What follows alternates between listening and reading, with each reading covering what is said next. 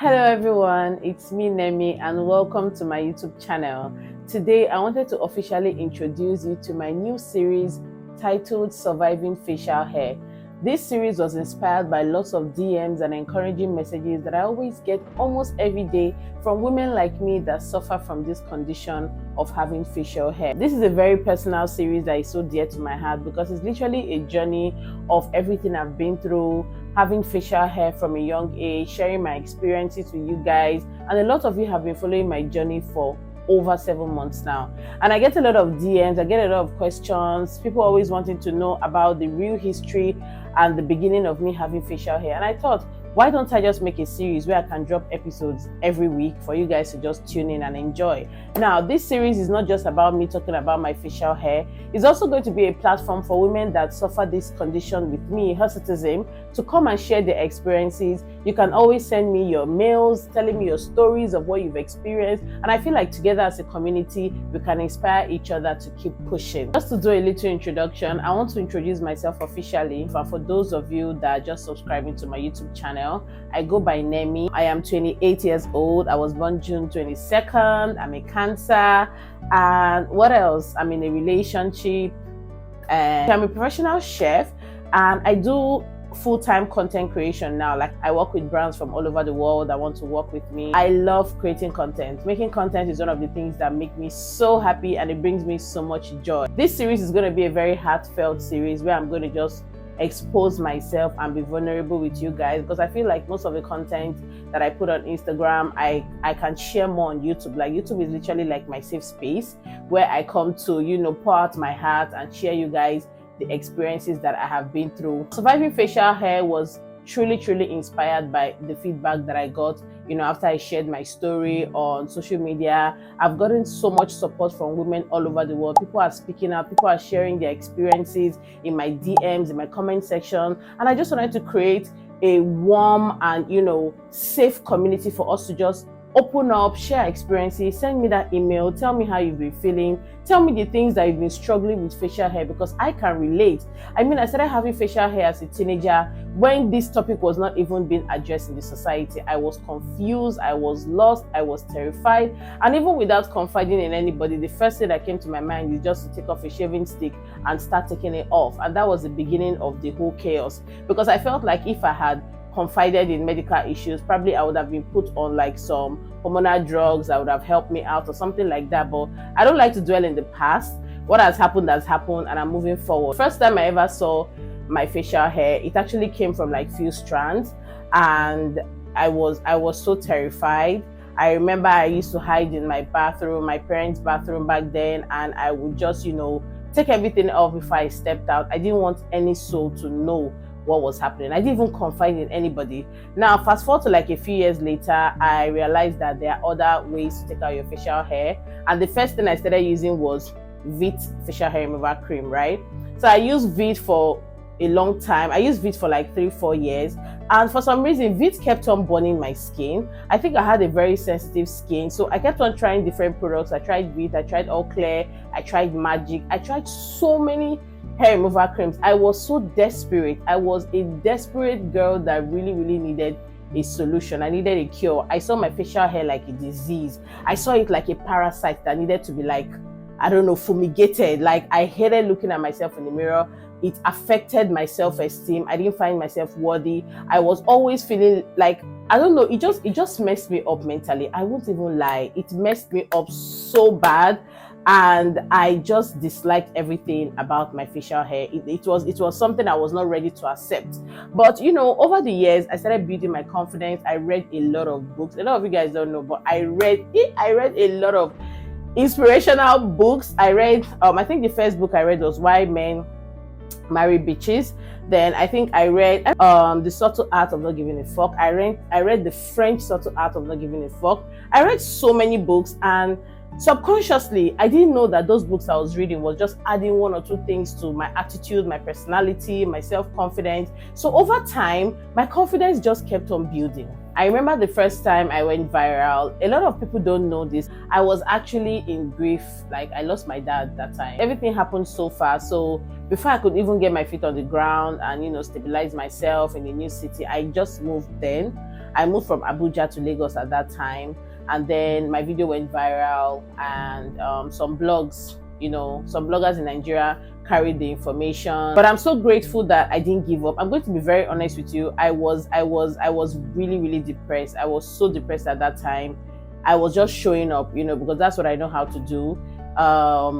I can be going through the worst phase of my life and I will show up. I don't know how I do it. It's not intentional. It's not able to prove anything, but for some reason, I just find myself not giving up. I'm a very, very ambitious person. I'm a go-getter. I know this. I don't give up easily. I just take breaks, but when I bounce back, baby, I bounce back 10 times better.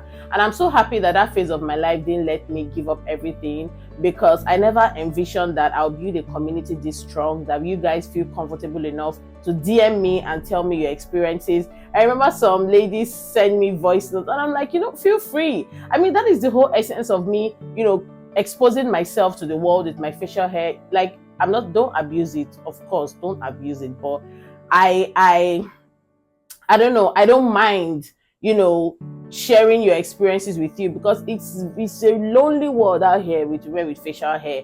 Like, women with facial hair, the way they deny having it, the way we try to cover it up like one virus like this, it is so embarrassing, honestly.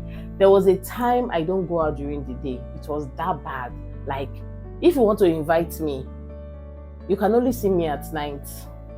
Because I felt like the dimness of the atmosphere is going to make it not so obvious that I have facial hair. Like, now that I'm thinking about it, I'm like going back through that phase. It's so funny because I don't go for afternoon dates. Nope, lunch dates are cancelled. Dinner is my favorite date night, and it's from 7 when the day is really dark. I overcame that phase of the depression, and I'm so glad I didn't give up, because I really wanted to delete my account. I'm not going to even lie. I wanted to act like it never happened, but something just told me, just keep pushing, just keep pushing. And here we are. If you're watching this video and you have facial hair and you feel like you are alone, my darling, I want to let you know that you are not alone. There are so many people like you out there. There are so many people with facial hair, people that their family love them, people that have overcome this stigma and they are living their lives. Once you program your mind, if you know the power that your mind embodies, if you know how powerful your mind is, my darling, you can achieve anything. The way you think, the way you act, the way you feel, the way you respond, that is literally what governs your confidence. Because if you keep on letting people step on your toes, if you keep on letting people talk to you anyhow or address you in a condescending manner because you have facial hair and you feel like, oh, that's okay, they will keep doing it. And that is the gospel truth. The moment I started snapping back at people that, brought up my facial hair in a very, very unsuitable manner, they stopped it. Because tell me why I'll be looking so beautifully dressed and I'm out for an event, and then you randomly want to use my facial hair as a topic of discussion. Is that why we are here? You're asking me in a table full of strangers, oh, what have you been doing so far with your facial hair? Like, I shut down that conversation. I don't even care whether it's coming from a place of care or not. I'm not in the mood for that conversation. So I don't care your intentions. I don't want is I don't want. Keep it to yourself. Because that's what people do. They feel like the first look that they give you, they feel like, oh, you have a problem and you need help. People have asked me, giving me solutions I did not request for. And they don't even read the room. You see me, I'm not even looking so good. I'm not in that mental space to talk about that. And you're bringing up my facial hair. Why? Is it on your face? I'm not even in the mood for that. You don't even know if I want to be outside here, but I show up. That's what I do. I show up.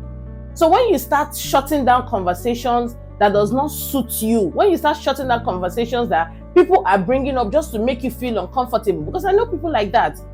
And a lot of friends have caught up. They don't even know. You don't make me come around you and then you start making me question myself every time I leave your presence. Why? Once I notice that pattern, that every time I leave your space, I'm drained and I start questioning myself, that friendship is on the road to hell.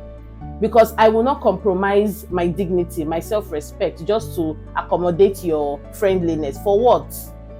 Is it necessary?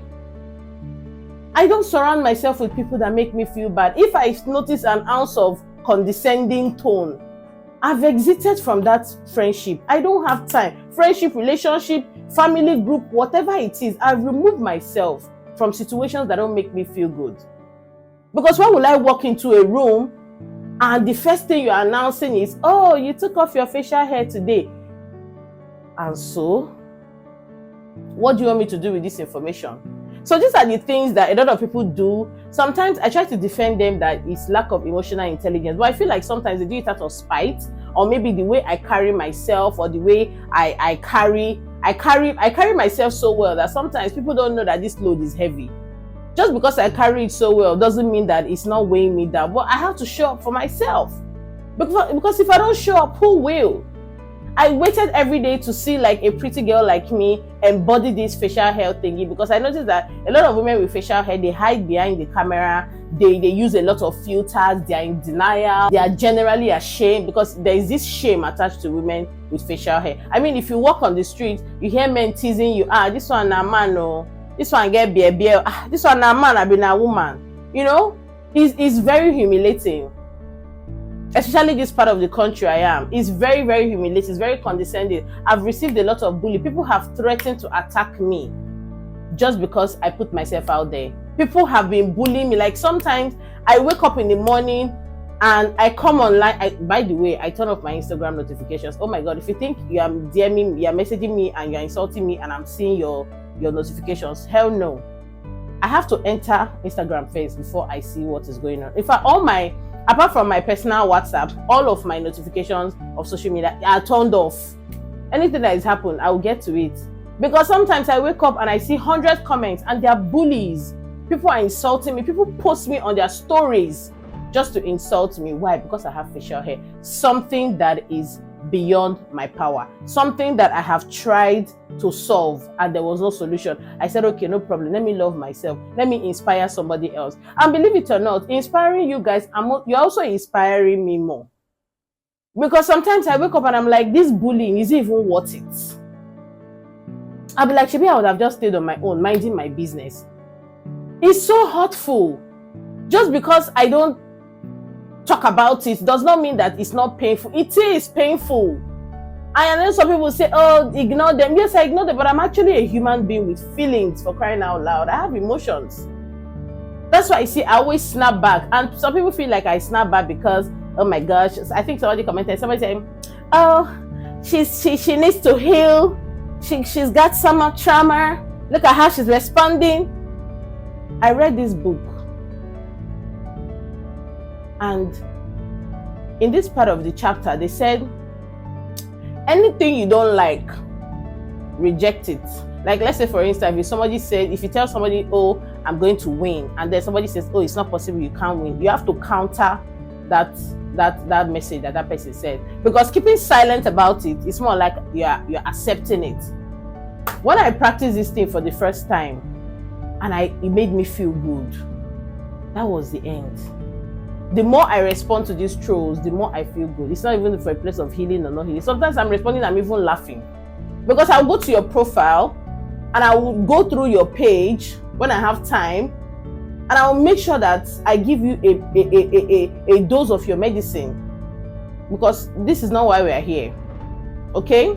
So, yeah, I'm trying not to get so upset, because sometimes when I talk about what I face online on social, I know I never address it, but I just had to talk about it today because it's not easy. Let me tell you, I go through a lot. Okay, I go through a lot. I can be having a bad day and I'll come on my social media to cheer myself up, and I'm seeing like a group of people are insulting me. They're calling me names. They are like heavily insulting me. It's not cool. But guess what? It doesn't remove any money from my bank account. It doesn't affect me. It doesn't take one blood out of my bloodstream. But does it get to me sometimes? Yes, of course. I'm only human after all. I don't want to say too much in this episode because I want us to be able to stretch and discuss and gist and vibe. And I would love for you guys to send me emails of your stories. I want to read your stories. Tell me, what is the most traumatizing thing that has ever happened to you as a woman living with facial hair from wherever part of the world that you are? Send me emails to @chefnemi@gmail.com. I'll be reading 1 or 2 stories in my next episode, and I can't wait to see you soon. Thank you so much, guys, for coming to Surviving Facial Hair with Chef Nemi. Cannot wait to see you in my next episode. Don't forget to click the subscribe button, like, and please forward my videos to women that you feel like are going through this same facial hair crisis and they need a platform to support them. They need a woman they can look up to. They need someone that can inspire them to know that, look, it's not actually that bad. Like, there's actually light at the end of the tunnel. So thank you so much, guys. As usual, I love you guys so much. Thank you for inspiring me. Thank you for engaging with my content. Thank you for giving me the grace to not give up, because sometimes it is really hard. But whenever I read your comments, whenever I go through my DMs and I see uplifting messages, it just encourages me to keep pushing, honestly. Thank you so much, guys, and see you in my next video. Mwah. Love you guys. Bye.